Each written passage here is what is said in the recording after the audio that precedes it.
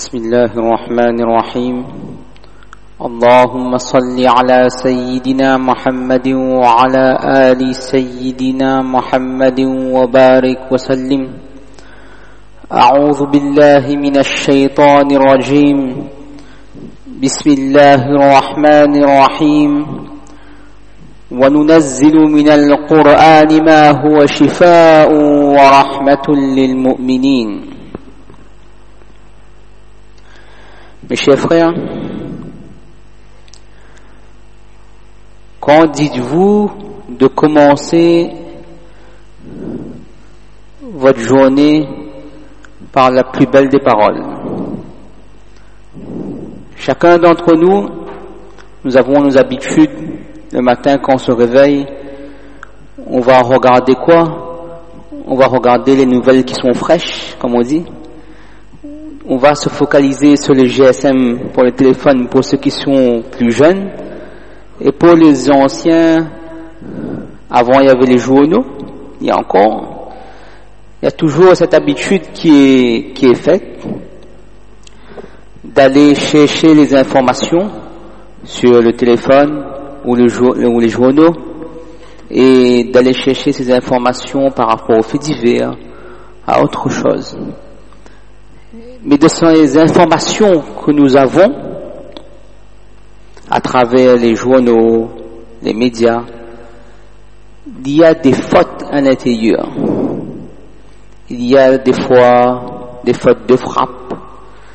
Des fois, nous avons aussi des caractères qui sont déplacés, des nouvelles qui sont vraies, des nouvelles qui sont fausses aussi.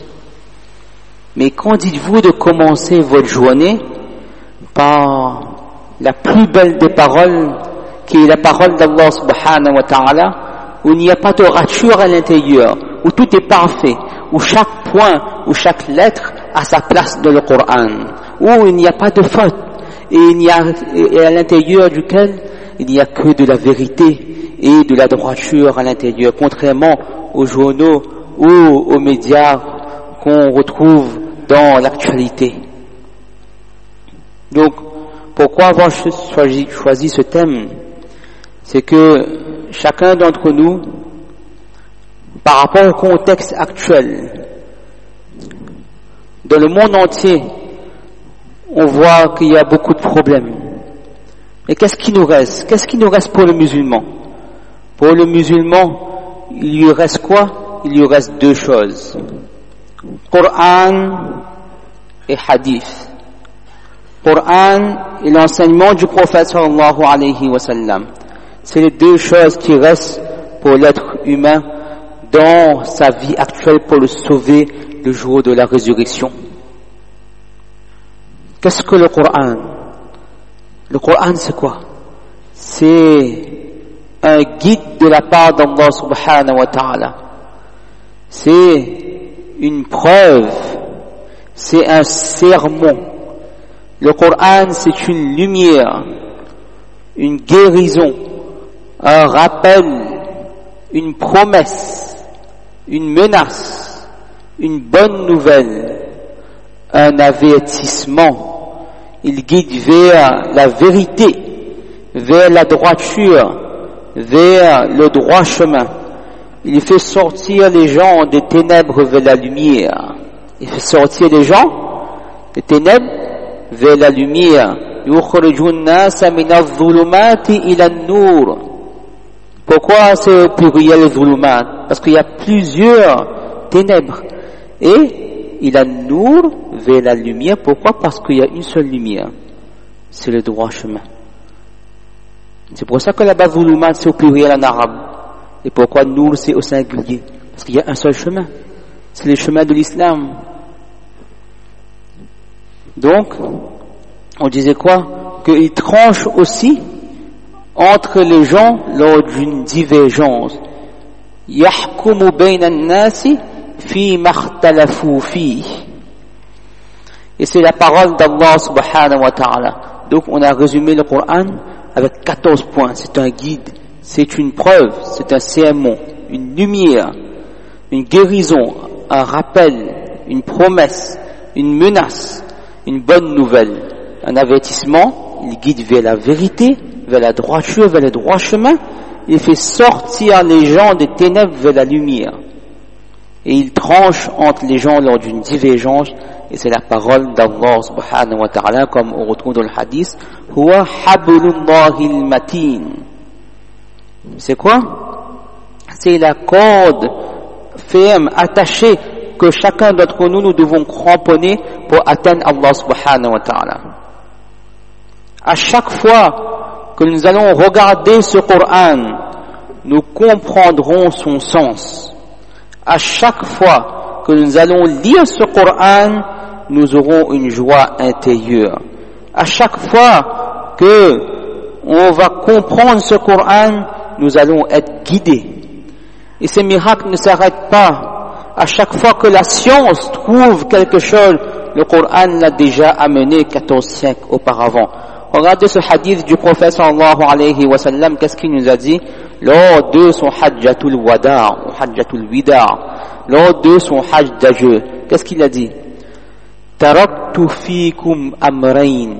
On trouve dans Muslim, Bukhari, aussi dans Abu Daoud, selon différentes façons. Taraktu fikum amrayn ou shay'ain aussi. Je vous ai laissé quoi? Deux choses.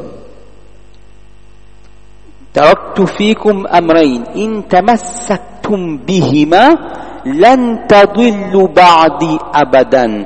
Si vous vous cramponnez fermement à ces deux choses, bihima, à ces deux choses qui renvoient juste avant, c'est le Coran et Hadith, lan tadillu ba'di abadan. Lan, c'est la négation du futur, c'est-à-dire que quoi? Jamais, lan tadillu, jamais vous allez vous égarer. Lan tadillu ba'di abadan, après moi, ba'di, après moi, abadan, jamais. Pour toujours. Jamais vous allez vous égarer si vous suivez quoi? Lan tadillu ba'di abadan, c'est quoi? Kitabullah wa sunnati. C'est quoi? C'est le livre d'Allah subhanahu wa ta'ala et l'ensemble d'enseignements du prophète sallallahu alayhi wa sallam. Que ce soit son intérieur et son extérieur. Zahiran wa batinan. L'intérieur et l'extérieur. Donc celui qui se cramponne fermement à ces deux choses, jamais il va s'égarer après moi. Et c'est la dernière chose que le prophète nous a dit dans son hajjatul wida' quand il a fait le dernier sermon. On va mentionner, incha'Allah, quelques bienfaits du Coran. Premièrement, le Coran c'est quoi? C'est une base principale pour connaître Allah subhanahu wa ta'ala. Car le Coran c'est quoi? C'est la parole d'Allah subhanahu wa ta'ala et c'est à travers sa parole qu'on pourra méditer sa création. Le Coran même parle de ça. Inna fi khalqis samawati wal ardi wa ikhtilafil layli wan nahari la ayatin li ulil albab. C'est dans la création des cieux et de la terre et dans l'alternance de la nuit et du jour, il y a des signes pour ceux qui sont doués d'intelligence. Donc, c'est à travers la création d'Allah subhanahu wa ta'ala et à travers le Coran qu'on va pouvoir se rapprocher d'Allah subhanahu wa ta'ala et d'être proche de lui et avoir cette proximité avec lui car c'est la parole d'Allah subhanahu wa ta'ala. Premier bienfait du Coran. Deuxième bienfait. Vous avez tous ce hadith qu'on répète souvent, que rapporté par dans At-Tirmidhi. Qu'est-ce qu'il a dit? قال رسول الله صلى الله عليه وسلم من قرأ حرفا من كتاب الله فله به حسنة والحسنة بعشر أمثالها لا أقول ألف لام حرف ولكن ألف حرف ولام حرف وميم حرف رواه الترمذي. Qu'est-ce qu'il a dit le prophète sallallahu alayhi wa sallam? Il a dit celui qui lit une lettre du livre d'Allah subhanahu wa ta'ala, il aura une récompense. Vous savez, c'est tout ce hadith. وَالْحَسَنَةُ بِعَشْرِ أَمْثَالِهَا. Et la bonne récompense en est équivalent à être multiplié par 10. Là, أقول, je ne dis pas que Alif Lam Mim c'est une lettre, mais Alif est bien une lettre, Lam est bien une lettre, et Mim en est bien une lettre, apportée par At-Tirmidhi. Donc pour chaque lettre là de Alif Lam Mim, Alif 10, Lam 10, Mim 10, ça fait 30 au total. Et combien de fois nous lisons par jour Alhamdulillah, et restons fermes dans nos ibadah, Inch'Allah, et restons fermes dans la lecture du Coran. Donc on a déjà cité 2 bienfaits du Coran. 3e bienfait, c'est la cause pour l'obtention de son intercession, Inch'Allah, le jour du Qiyamah. Qu'est-ce que le prophète sallallahu alayhi wa sallam il nous a dit? قال النبي صلى الله عليه وسلم اقرأوا القرآن فإنه يأتي يوم القيامة شفيعا لأصحابه رواه الترمذي, rapporté par At-Tirmidhi. Le prophète sallallahu alayhi wa sallam, qu'est-ce qu'il nous a dit? Il a dit iqra'ul Qur'an, lisez le Qur'an, car فإنه يأتي يوم القيامة شفيعا لأصحابه, car il viendra pour vous le jour de la résurrection comme intercesseur pour ses semblables. C'est-à-dire, si on a l'amour pour ce Qur'an et on a ce choc, comme on dit, cet amour, cet attachement pour ce Qur'an, alors il deviendra pour nous notre intercesseur le jour du Qiyamah. Allahu Akbar. Qur'an, il va intercéder pour nous le jour de Qiyamah. 3 bienfaits qu'on a cités. 4e bienfait, et on terminera par ce dernier bienfait, que ce Coran, c'est une cause de protection pour l'être humain, ici et dans l'au-delà. Pourquoi? Coran expliqué par Coran. C'est ajib, ça? Coran expliqué par Coran. C'est ça la force de ce Coran, de la parole d'Allah subhanahu wa ta'ala. C'est pour ça qu'on n'a que 2 sources, le Coran, Hadith. Coran, Hadith, c'est les 2 sources qu'on a. وَنُنَزِّلُ مِنَ الْقُرْآنِ مَا هُوَ شِفَاءٌ وَرَحْمَةٌ لِلْمُؤْمِنِينَ. Sourate Al-Isra, verset 82. Nous faisons descendre du Coran, وَنُنَزِّلُ مِنَ الْقُرْآنِ مَا هُوَ شِفَاءٌ وَرَحْمَةٌ لِلْمُؤْمِنِينَ. Ce qui est une guérison et une miséricorde pour les croyants. Et on va expliquer ce verset du Coran avec les tafasir, Inch'Allah. Donc nous faisons descendre du Coran ce qui est une guérison. Shifa. Shifa, on retrouve dans Tafsir At-Tabari, Zadul Masiri, Ibn Kathir, dans beaucoup de tafasir. Qu'est-ce qu'on retrouve? Pourquoi le Coran, c'est une guérison? Une guérison, pourquoi? Une guérison de l'ignorance vers la guidée. Ce Coran, il guide les gens vers l'ignorance, de l'ignorance vers la guidée. Beaucoup se sont convertis. Regardez, en lisant le Coran, beaucoup se sont convertis. Telle chose, en lisant tel passage dans le Coran, ça les a touchés. Pourquoi? Parce qu'ils ont compris qu'il y avait le nour de ce Coran, il y avait la lumière. Donc ça guide les gens de l'ignorance vers la guidée. 2e point. Shifa dans le sens quoi? Que ce Coran c'est quoi? C'est une guérison aussi des maladies spirituelles. Rouhaniya. Regardez quand des personnes sont malades. Ils se guérissent avec quoi? Coran. Donc en lisant ce Coran, il y a des versets aussi qui vont lire pour avoir la guérison. Donc, les maladies spirituelles et maladies physiques aussi. Ça, on retrouve dans le Tafsir At-Tabari, Zadul Masir. 3e point. C'est une guérison, ce Coran, par rapport à ses explications concernant les règles d'Allah subhanahu wa ta'ala.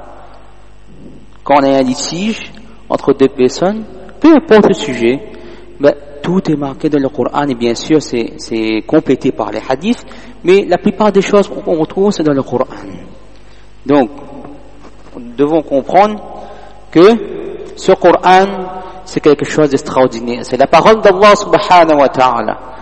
Et combien d'heures nous passons dans des futilités telles que Facebook, Instagram, WhatsApp, etc., etc. Combien de minutes nous passons dans les futilités? Et combien de secondes chacun de nous devons nous poser des bonnes questions? Nous passons à lire ce Coran, à réfléchir sur ce Coran et aller se renseigner auprès de ulama quel tafsir ça veut dire quoi, quelle chose ça veut dire quoi. Chacun de nous devons nous poser les bonnes questions, surtout dans un contexte actuel où il y a beaucoup de choses qui se passent dans le monde. Chacun de nous devons nous concentrer et nous renforcer avec ce Coran, car c'est la chose qui nous sauvera, incha'Allah, le jour de Qiyamah. Wa akhiru da'wana alhamdulillahi rabbil alamin. Le khutbah en arabe, c'est un petit résumé du khutbah en français, incha'Allah. Jazakumullah.